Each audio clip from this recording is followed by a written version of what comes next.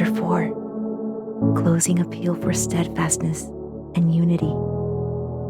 Therefore, my brothers and sisters, you whom I love and long for, my joy and crown, stand firm in the Lord in this way, dear friends. I plead with Euodia and I plead with Syntyche to be of the same mind in the Lord. Yes, and I ask you, my true companion, help these women since they have contended at my side in the cause of the gospel, along with Clement and the rest of my co-workers, whose names are in the book of life. Final exhortations. Rejoice in the Lord always. I will say it again. Rejoice. Let your gentleness be evident to all. The Lord is near.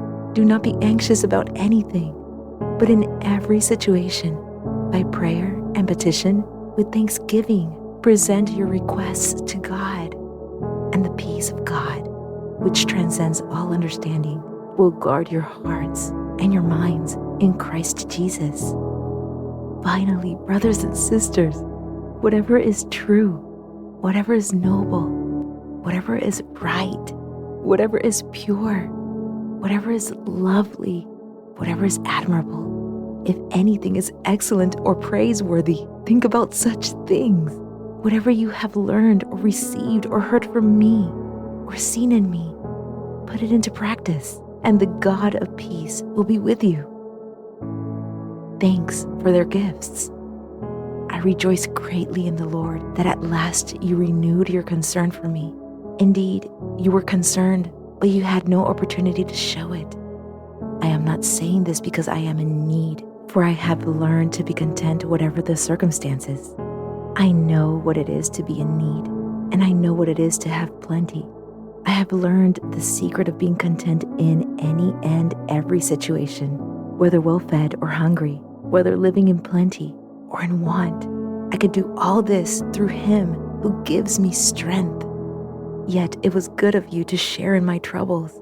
Moreover, as you Philippians know, in the early days of your acquaintance with the gospel, when I set out from Macedonia, not one church shared with me in the matter of giving and receiving, except you only.